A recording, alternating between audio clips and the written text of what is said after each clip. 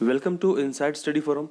आज के वीडियो में हम बात करेंगे उत्तर प्रदेश विधान परिषद में सचिवालय में जो वैकेंसी आई हैं उनमें कौन कौन रिक्वायरमेंट है, उनका सिलेबस क्या है, कितनी पोस्ट हैं, लास्ट डेट क्या फॉर्म फिल करने की, अधिकतम आयु क्या है और सबसे इम्पोर्टेंट क्या इंटरव्यू होगा या नहीं होगा। तो वीडियो को अंत तक देखिएगा। सबसे पहले बात करते हैं फीस की। देखिए, आज तक ऐसा नहीं हुआ है कि उत्तर प्रदेश में किसी भी ऐसी वैकेंसी के लिए इतनी ज़्यादा फीस रखी गई हो। इस बार इस वैकेंसी में जो सामान्य हैं, ओबीसी हैं और ईडब्ल्यूएस यानी इकोनॉमिकल वीकर सेक्शंस के जो अभ्यर्थी हैं उनके लिए 1050 रुपये शुल्क रखा गया है, जो बहुत ज़्यादा है। और इसको मद्देनज़र रखते हुए काफ़ी अभ्यर्थी इस बार इस परीक्षा में नहीं बैठेंगे, बिकॉज फीस मैटर कर सकती है। दूसरी बात, अगर बात करें कि एससी और एसटी और पीएच के जो अभ्यर्थी हैं उनके लिए फ़ीस कितनी है, उनके लिए भी फीस बहुत अधिक है। ऐसा पता नहीं क्यों किया गया है कि इस बार जो फीस है बहुत ज़्यादा रखी गई है। जैसा हम जानते हैं कि लॉकडाउन में किसी के पास पैसे नहीं है, लेकिन फिर भी सरकार ने फीस में कोई छूट नहीं दी है और बल्कि फीस को ज़्यादा रखा गया है।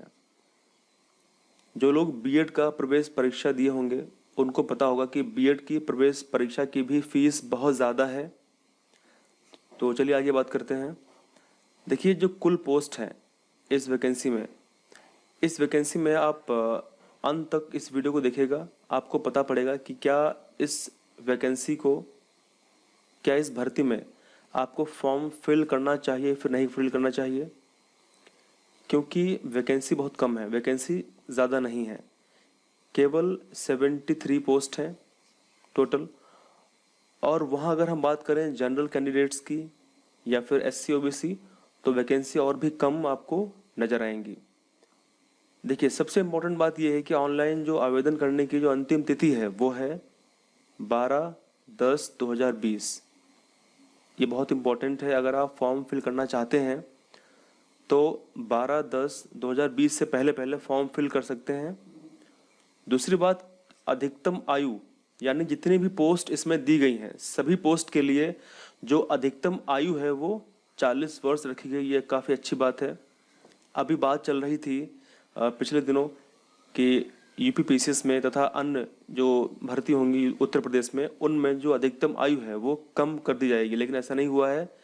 अधिकतम आयु 40 वर्ष रखी गई है तथा न्यूनतम आयु 21 वर्ष है किसी एग्ज़ाम के लिए और किसी पोस्ट के लिए न्यूनतम आयु 30 वर्ष है।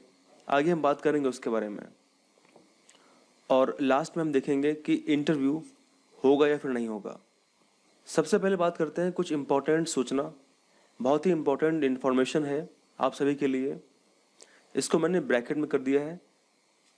इसमें लिखा हुआ है कि इस विज्ञापन में सम्मिलित समस्त पदों के लिए अलग से यानी पृथक पृथक आवेदन पत्र प्रस्तुत किया जाना है। यानी जितनी भी वैकेंसी, जितनी भी पोस्ट इसमें आई हुई हैं, चाहे वो समीक्षा अधिकारी की पोस्ट हो या समीक्षा अधिकारी लेखा की पोस्ट हो, उन सब के लिए आपको पृथक पृथक अलग अलग तरीके से आवेदन पत्र प्रस्तुत करना होगा तथा प्रत्येक पद के लिए अगर आपने अलग अलग पद के लिए आवेदन किया है तो उसके लिए पृथक पृथक परीक्षा शुल्क भी आपको देना होगा। तो ये काफ़ी ज़्यादा दिक्कत वाली बात हो सकती है। दूसरा, बाकी आप इसको पढ़ लीजिएगा, जो सबसे इम्पोर्टेंट थी मैंने आपको डिस्कस कर दिया है। चलिए बात करते हैं रिक्त पदों का विवरण, यानी कौन कौन से रिक्त पद हैं। देखिए, सबसे पहले बात करते हैं समीक्षा अधिकारी। इसमें जो टोटल रिक्तियां हैं वो 19 हैं और अनारक्षित यानी जनरल के लिए 10 वैकेंसीज हैं। उसके अतिरिक्त अगर बात करें, अन्य पिछड़ा वर्ग की 5 हैं, अनुसूचित जाति की 3 हैं तथा जो आर्थिक रूप से कमजोर ईडब्ल्यूएस के अभ्यर्थी उनके लिए 1 सीट है। उसके अलावा अपर निजी सचिव के 23 कुल वैकेंसी हैं। वहीं पे जनरल की 10 पोस्ट हैं। उसके अलावा वृत्त लेखक की टोटल 9 पोस्ट हैं और जनरल की 6 पोस्ट हैं। समीक्षा अधिकारी लेखा की एक पोस्ट है जो केवल जनरल की है। शोध सहायक की टोटल 3 पोस्ट हैं जिसमें 2 जनरल की हैं। सुरक्षा सहायक पुरुष इसमें टोटल 5 पोस्ट हैं और जिसमें से 4 जो है वो जनरल कैटेगरी है। और सुरक्षा सहायक महिला इसमें टोटल 1 पोस्ट है जो जनरल कैटेगरी को जाती है। उसके अलावा अगर आप बात करें कि संपादक की कितनी पोस्ट है, तो 1 पोस्ट है। विशेष कार्य अधिकारी की 1 पोस्ट है और अनुसेवक की 10 पोस्ट है। अब सबसे इम्पोर्टेंट ध्यान रखने योग्य जो बात है वो ये है कि रिक्तियों की संख्या घट बढ़ सकती है, यानी जो वैकेंसी 73 हैं ये वैकेंसीज घट भी सकती हैं और बढ़ भी सकती हैं। चलिए बात करते हैं एज लिमिट के बारे में कि एज लिमिट कौन कौन सी है किन किन पोस्ट के लिए।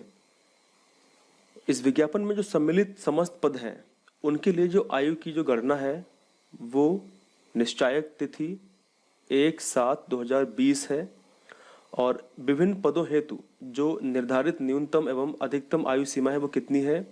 जैसा हम जानते हैं कि जो अधिकतम आयु सीमा है सभी पोस्ट के लिए वो है 40 वर्ष, ठीक है। और जो न्यूनतम आयु सीमा है वो अलग अलग है, लेकिन अगर हम बात करें तो संपादक के लिए 21 वर्ष है तथा समीक्षा अधिकारी के लिए 21 वर्ष है, अपर निजी सचिव 21 वर्ष है, समीक्षा अधिकारी लेखा के लिए 21 वर्ष है।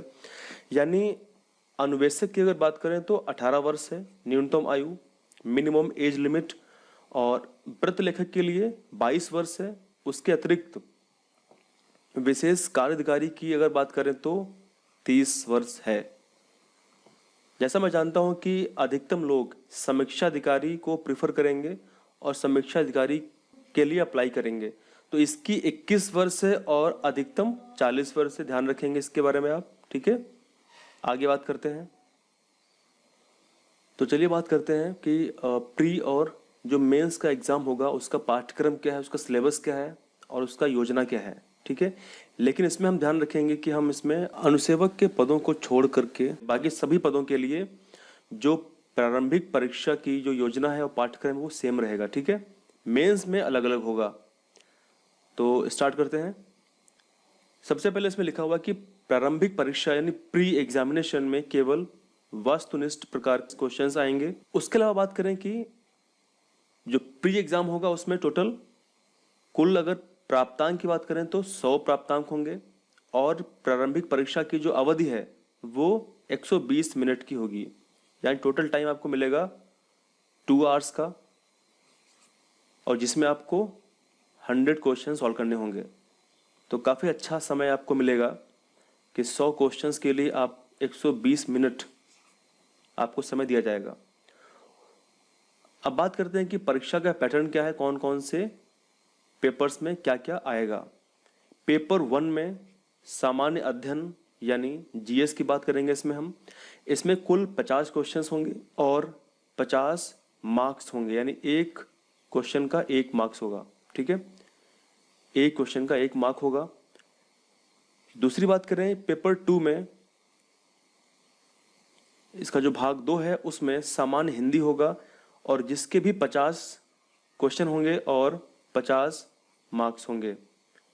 और कुल क्वेश्चन कितने हो गए 100, और कुल अंक कितने हो गए, पूर्णांक कितने हो गए 100, और अवधि है 120 मिनट। तो काफ़ी ज़्यादा समय आपको मिलेगा इसमें। आगे बात करते हैं। अब बात करते हैं विस्तार से कि सामान्य अध्ययन और सामान्य हिंदी में यानी भाग 1 और भाग 2 में कौन कौन से विषयों से प्रश्न पूछे जाएंगे।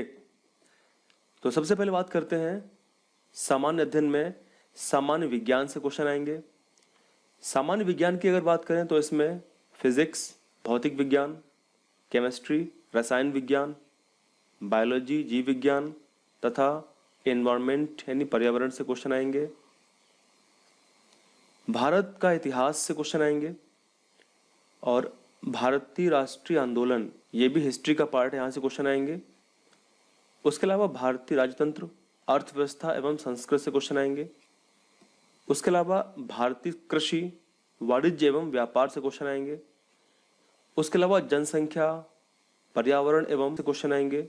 जो भारतीय परिप्रेक्ष्य में यानी इंडिया को लेकर के क्वेश्चन वहां से पूछे जाएंगे। उसके अलावा बात करें अगर हम विश्व भूगोल, जिसमें भारत का भूगोल एवं प्राकृतिक संसाधन, तो यहाँ पे यानी ज्योग्राफी की अगर बात करें तो इसमें विश्व भूगोल, वर्ल्ड ज्योग्राफी तथा इंडियन ज्योग्राफी और प्राकृतिक संसाधन से क्वेश्चन आएंगे। उसके अलावा बात करें अगर हम अद्यतन राष्ट्रीय तथा अंतर्राष्ट्रीय महत्वपूर्ण घटनाक्रम, यानी जितने भी इंपॉर्टेंट इवेंट्स हुए हैं इंटरनेशनल लेवल पे और नेशनल यानी इंडिया में, वो सारे क्वेश्चंस वहां से पूछे जाएंगे। 9 की बात करें तो सामान्य बौद्धिक क्षमता से क्वेश्चन आएंगे। ये था जीएस पेपर 1 यानी भाग 1। अब बात करते हैं हम कि इसमें भाग 2 में सामान्य हिंदी है और हिंदी में स्कोर करना बहुत आसान है।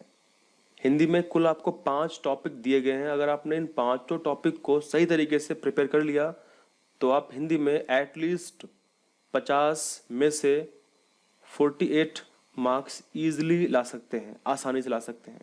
और हिंदी के लिए आपको चिंता करने की आवश्यकता नहीं है। हिंदी के लिए आपको कंप्लीट जो सिलेबस दिया है उस सिलेबस को ध्यान में रखते हुए आपको वीडियोस मिलेंगे हमारे चैनल पर, ताकि हम कुछ स्टूडेंट्स की हेल्प कर सकें। क्योंकि फीस तो इतनी महंगी है तो शायद कुछ स्टूडेंट्स कोचिंग ना लगा पाएँ, तो उसके लिए हम हिंदी के वीडियोस आपको पूरा का पूरा, चाहे वो विलोम हो, चाहे वो वाक्य एवं वर्तनी शुद्धि हो, चाहे वो अनेक शब्दों के लिए एक शब्द हो, चाहे तत्सम एवं तद्भव हो या पर्यायवाची हो, इन सब से जुड़े हुए जितने टॉपिक्स दिए हुए हैं इन सब टॉपिक्स की आपको वीडियोस मिलेंगे हमारे चैनल पर। तो आप हिंदी के लिए चिंता मत करिए। और टाइम टू टाइम वीडियोस आपको जीएस के भी मिलेंगे, ठीक है, साइंस या फिर हिस्ट्री, ज्योग्राफी, पॉलिटी, इकोनॉमिक्स। चलिए अब बात करते हैं मुख्य परीक्षा हेतु परीक्षा का योजना एवं पाठ्यक्रम क्या रहेगा। देखिए, मुख्य परीक्षा अलग अलग होगी, लेकिन जो प्री एग्जाम होगा वो सभी पोस्ट के लिए एक होगा। यहाँ पे हम बात कर रहे हैं केवल समीक्षा अधिकारी को लेके। बाकी आप लोग, मैं पीडीएफ टेलीग्राम चैनल पे शेयर कर दूंगा, वहाँ से आप अगर आप किसी अदर पोस्ट के लिए अप्लाई कर रहे हैं समीक्षा अधिकारी को छोड़ करके, तो आप उसका सिलेबस वहाँ से देख लेंगे। अगर मैं हर पोस्ट के लिए पूरा सिलेबस कंप्लीट करता तो वीडियो लंबा हो जाता, तो इसीलिए मैंने केवल समीक्षा अधिकारी जो फर्स्ट चॉइस रहती है, मैंने केवल उसके बारे में बात करी है। तो बात करते हैं कि समीक्षा अधिकारी का जो सिलेबस है मेंस का वो क्या रहेगा। समीक्षा अधिकारी के पद पर चयन केवल वस्तुनिष्ठ प्रकार की लिखित परीक्षा के आधार पर होगा, जिसमें पेपर 1 और पेपर 2 होंगे। पेपर 1 जो होगा वो सामान्य अध्ययन यानी जीएस का होगा, और पेपर 2 जो होगा वो हिंदी का होगा। पेपर 1 में जो क्वेश्चंस आएंगे, नंबर ऑफ क्वेश्चंस 140 होंगे। पेपर 2 में जो सामान्य हिंदी है उसमें टोटल क्वेश्चंस कितने होंगे, 60 होंगे। अब 140 क्वेश्चंस के लिए आपको 140 मार्क्स मिलेंगे और 60 क्वेश्चंस के लिए आपको हिंदी के लिए 60 मार्क्स मिलेंगे। यानी टोटल अगर बात करें तो 200 क्वेश्चन होंगे और 200 मार्क्स मिलेंगे आपको। टाइम बहुत इंपॉर्टेंट है यहाँ पे आपको पेपर 1 के लिए 2 घंटा मिलेगा और हिंदी के लिए आपको 1 घंटा मिलेगा, यानी कुल समय 3 घंटे रहेगा, जो पर्याप्त है, मोर देन इनफ है। अब बात करते हैं विस्तार से कि इसका जो मेंस का सिलेबस है वो सिलेबस क्या है। देखिए, सबसे पहले बात करेंगे हम सामान्य अध्ययन के सिलेबस के बारे में, मेंस के सिलेबस के बारे में। इसमें सामान्य विज्ञान, यहाँ वही रहेगा, फिजिक्स, केमिस्ट्री, बायोलॉजी, इन्वायरमेंट। दूसरा, भारत का इतिहास से क्वेश्चन यहाँ से आपसे पूछे जाएंगे। उसके अलावा भारतीय राष्ट्रीय आंदोलन यानी इंडियन नेशनल मूवमेंट से क्वेश्चन आएंगे। भारतीय राजतंत्र, अर्थव्यवस्था एवं संस्कृति से क्वेश्चन आएंगे। भारतीय कृषि, वाणिज्य एवं व्यापार से क्वेश्चन आएंगे। जनसंख्या, पर्यावरण एवं नगरीकरण भारतीय परिप्रेक्ष्य में, यहाँ से क्वेश्चन आएंगे। और वर्ल्ड ज्योग्राफी तथा इंडियन ज्योग्राफी से क्वेश्चन आएंगे और प्राकृतिक संसाधन से क्वेश्चन आएंगे। उसके बाद में अद्यावधिक राष्ट्रीय तथा अंतर्राष्ट्रीय महत्वपूर्ण घटनाक्रम यानी जो इंपॉर्टेंट इंटरनेशनल और नेशनल इवेंट्स हैं उनसे क्वेश्चन आएंगे। उसके बाद भारत के संविधान के मुख्य प्राविधान क्या है, विशेष रूप से विधानमंडलों का गठन और उनकी कार्य प्रक्रिया, ये काफी इंपॉर्टेंट है क्योंकि वहां पे मेंशन किया हुआ है कि विशेष रूप से विधानमंडलों का गठन और उनकी कार्य प्रक्रिया क्या है, यहां से क्वेश्चन आएंगे। और एक और चीज बहुत इंपॉर्टेंट है कि उत्तर प्रदेश की शिक्षा, संस्कृति, कृषि, उद्योग, व्यापार, रहन सहन एवं सामाजिक प्रथाओं से क्वेश्चन आएंगे। और सबसे अंत में समान बौद्धिक क्षमता से क्वेश्चन आएंगे। तो ये था जीएस पेपर 1 मेंस के लिए। अब बात करते हैं सामान्य हिंदी का जो मेंस का द्वितीय प्रश्न पत्र होगा उसके लिए। इसमें विलोम शब्द से क्वेश्चन आएंगे और प्रत्येक से 10-10 शब्द आपसे एग्जाम में पूछे जाएंगे। दूसरा, वाक्य एवं वर्तनी शुद्धि, अनेक शब्दों के लिए एक शब्द, तत्सम एवं तद्भव शब्द, विशेष एवं विशेषण, पर्यायवाची शब्द, यहाँ से क्वेश्चन आएंगे। तो हिंदी में स्कोर करना बहुत इजी है। हिंदी के वीडियोस आपको आज या कल से मिलना स्टार्ट हो जाएंगे और जो बेस्ट क्वालिटी वीडियोस होंगे, ऐसे वीडियोस इस तरीके से समझाना शायद ही आपको यूट्यूब पर मिले। तो मैं चाहूँगा कि आप उन वीडियोस को देखें और शेयर करें। अब सबसे इम्पोर्टेंट जो बात हम करने वाले थे आज के वीडियो में वो था कि इन पोस्ट के लिए जितनी पोस्ट निकाली गई हैं, क्या इन सभी पोस्ट के लिए इंटरव्यू कंडक्ट होगा या नहीं होगा। जो यहाँ पे परीक्षा से संबंधित महत्वपूर्ण सूचनाएं दी गई हैं, उनमें 1, 2, 3, 4 यानी जितनी भी 6 सूचनाएं दी गई हैं, इन सूचनाओं में कहीं भी ऐसा मेंशन नहीं किया गया है कि इंटरव्यू कंडक्ट होगा। तो इसमें इंटरव्यू के बारे में कहीं कुछ भी नहीं लिखा हुआ है। तो इससे हम ये समझ सकते हैं कि इंटरव्यू कंडक्ट नहीं हो सकता है।